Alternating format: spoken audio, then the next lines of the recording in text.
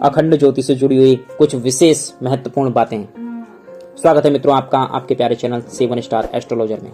Channel को subscribe करें, ऐसा ही ज्ञान आपको प्राप्त होता रहेगा। अखंड ज्योति क्यों जलानी चाहिए? दुर्गा सप्तशती में देवी भागवत में लिखा गया है, अखंड ज्योति जलाने से भगवती की विशेष कृपा प्राप्त होती है। घर में सकारात्मक ऊर्जा का प्रभाव होता है, घर के दुख कष्ट कलेश मिट जाते हैं, धन का आगमन होता है।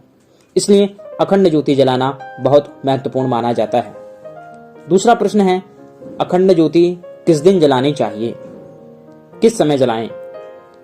अखंड ज्योति को जलाने के लिए सबसे उत्तम समय माना गया है कलश स्थापना का, यानी जब घर पर आप नवरात्रि के पहले दिन कलश की स्थापना करें, उसी समय आपको अखंड ज्योति भी प्रज्वलित कर देनी चाहिए।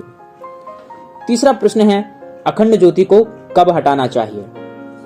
अखंड ज्योति को विजयदशमी के दिन हटाना चाहिए। अखंड ज्योति को दशमी के दिन हटाना चाहिए, यानी कि जब नवरात्रि कंप्लीट हो जाए। कुछ माताएं अष्टमी पूज कर ही ज्योत को हटा देती हैं, वह ठीक नहीं है। आप जो भी व्रत रखते हैं अष्टमी का या नवमी का, लेकिन नवरात्रि का समापन दशमी में ही होता है, तो इसलिए दशमी तिथि को ही अखंड ज्योति हटानी चाहिए और दशमी में ही कलश को भी हटाना चाहिए। अगला चौथा प्रश्न है कि अखंड दीपक यदि बुझ जाए तो क्या करना चाहिए? अखंड दीपक यदि बुझ जाता है, बंद हो जाता है, तो क्षमा प्रार्थना करके दीपक पुनः जला सकते हैं। ज्यादा शंका नहीं करनी चाहिए। कई बार कोई कीट पतंग बैठ जाता है तो इस वजह से बंद हो जाता है, और कई बार बत्ती बहुत नीचे हो जाती है तो बंद हो जाता है। तो ज्यादा शंका ना करें, क्षमा प्रार्थना करके दीपक पुनः जला लेना चाहिए। पांचवा प्रश्न है कि यदि अखंड दीपक में विजयदशमी को जब हम हटाते हैं तो उसमें तेल बच जाए तो उसका क्या करें?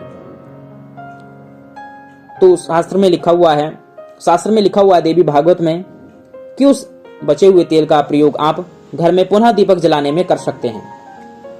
जो भी आप घर में दीपक जलाते हैं तेल का, तो उसमें आप प्रयोग कर सकते हैं उस बचे हुए तेल का, उसको कहीं भी फेंकना नहीं चाहिए।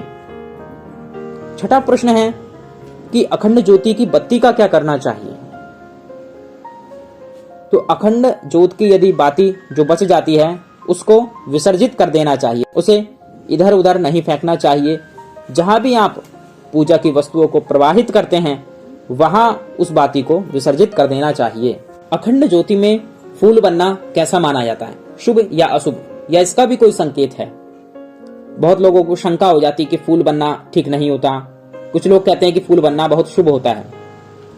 तो ऐसा माना जाता है कि अखंड ज्योति पे जो फूल बनता है वह शुभ माना जाता है, यानी उसको आप उतार कर किसी पात्र में रख लें संभाल कर। जब कभी भी आपको नजर लगे तो उसका तिलक लगा लेना चाहिए। बहुत ही प्रभावी वह सिद्ध और जागृत, यानी बहुत प्रभावशाली वह आपके लिए देवी जी का प्रसाद माना जाता है। अखंड ज्योति पर जो फूल बन जाता है तो देवी जी का प्रसाद है, इसलिए उसको आप फेंके नहीं, कोई शंका ना करें। उसको आराम से उतार कर किसी भी चीज से आप किसी बर्तन में रख लें, किसी डिब्बी में रख लें, और जब भी नजर हो कोई कष्ट दुख है तो उसका तिलक अवश्य करना चाहिए। बहुत ही प्रभावी माना जाता है, क्योंकि 9 दिन में ये तपस्या का रिजल्ट है आपका। यदि ज्योत में फूल बना है तो बहुत ही शुभ माना जाता है। यदि कई बार ऐसा होता है कि अखंड दीपक हम जलाकर रात्रि में सो जाते हैं और वह प्रातः काल गिरा हुआ मिलता है, तो उसका क्या फल है, क्या वह शुभ है या अशुभ? तो देवी भागवत के अनुसार दीपक का गिरना शुभ नहीं माना जाता विशेष, लेकिन कई बार ऐसा होता है कि कोई चूहा इत्यादि जो है ज्योत को गिरा जाता है, तो उसमें विशेष शंका नहीं करनी चाहिए। क्षमा प्रार्थना करके आप दोबारा से दीपक जला सकते हैं और क्षमा प्रार्थना करें उस दिन, और एक नारियल जो है देवी जी के मंदिर में भेंट के स्वरूप में दान करना चाहिए कि यदि कोई संकट कोई समस्या है तो वह दूर हो जाए। और क्षमा प्रार्थना करके आए, मंदिर में जाकर नारियल चढ़ाएं, उसके पश्चात आपको पुनः दीपक घर में जलाना चाहिए। तो ये थे कुछ आपके विशेष प्रश्न अखंड ज्योति से जुड़े हुए। यदि और कोई भी आपका प्रश्न है तो आप कमेंट कर सकते हैं, शीघ्र आपको प्रश्न का हल प्राप्त होगा। जय माता दी।